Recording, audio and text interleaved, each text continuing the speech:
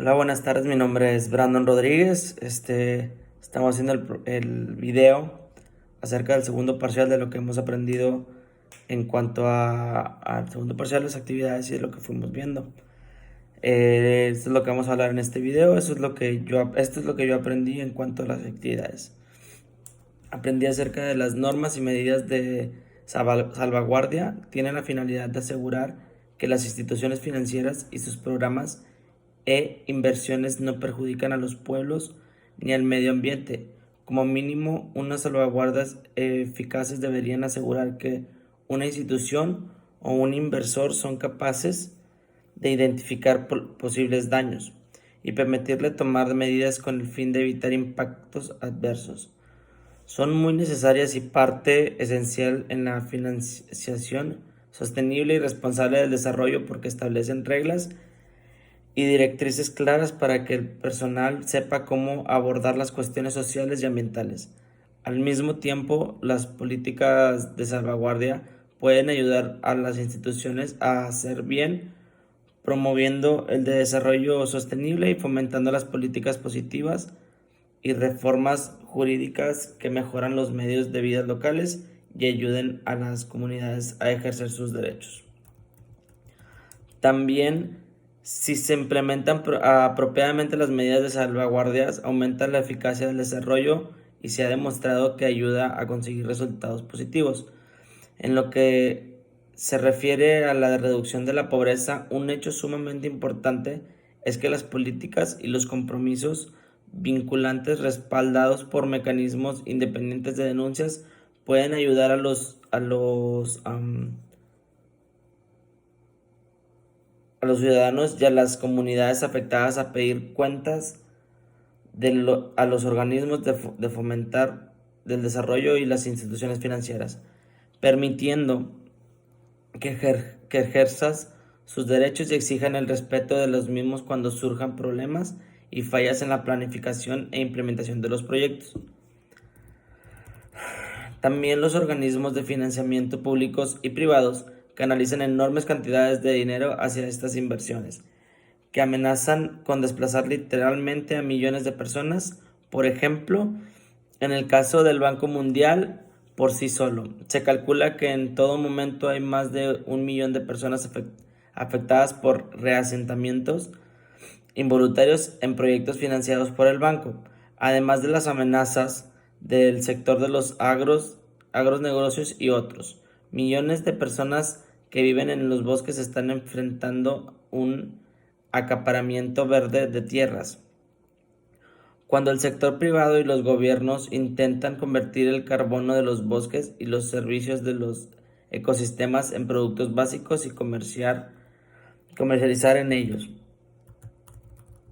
También lo que entendí son acerca de las experiencias iniciales con las salvaguardias en políticas forestales y climáticas.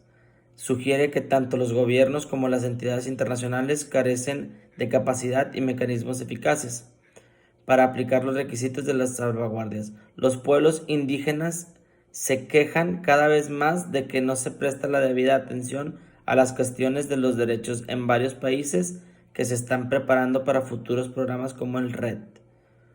En relación con el proceso de actualización de las salvaguardias del Banco Mundial, se ha resaltado que un marco de salvaguardias reformado para el grupo del Banco Mundial debe cubrir todos los instrumentos financieros, no solo la denominada financiación de proyectos, sino también los préstamos para políticas de desarrollo, sin formular nuevas normas para gestionar los riesgos de los créditos programáticos y la financiación a través de los órganos intermediarios.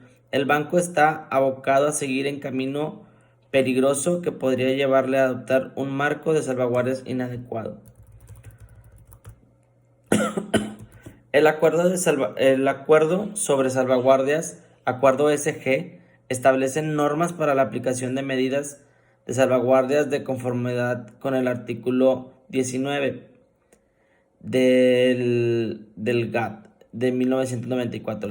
Las medidas de salvaguardia se definen como medidas de urgencia con respecto al aumento de las más importantes de determinados productos cuando esas importaciones hayan causado o amenacen causar un daño grave a la rama de producción nacional del miembro de importador, que ese sería el artículo 2.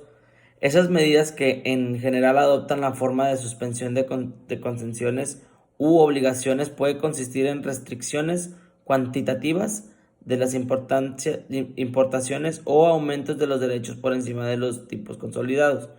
Constituyen, pues, uno de los tres tipos de medidas especiales de protección del comercio.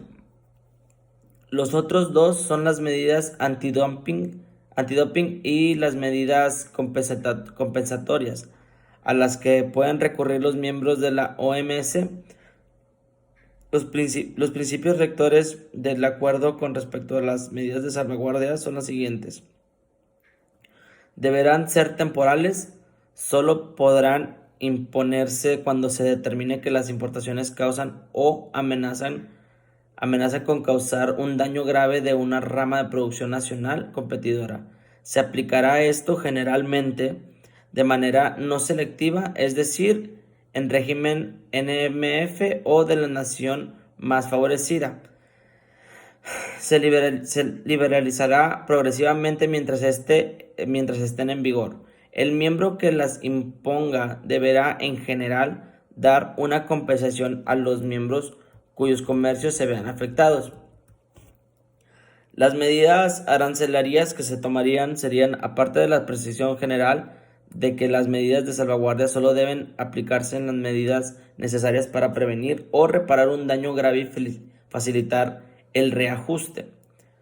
El acuerdo no da orientación sobre cómo debe establecerse el nivel de una medida de salvaguardias en forma de incremento del arancel por encima del tipo consolidado. Nivel de los contingentes y ajustes de su distribución. Si la medida adopta la forma de una restricción cuantitativa, el nivel establecido no debe ser inferior al nivel de las importaciones reales de los 3 últimos años representativos, a menos que existan una justificación clara para fijar un nivel diferente. Se establecen también normas con respecto a la distribución de las partes del contingente entre los países proveedores sobre la base de sus anteriores cuotas de mercado, para poder haber desviaciones de esos niveles. Es decir, que se pueden ajustar los niveles solamente si las importaciones procedentes de ciertos miembros han aumentado en un porcentaje desproporcionado en relación con el incremento total para todos los proveedores.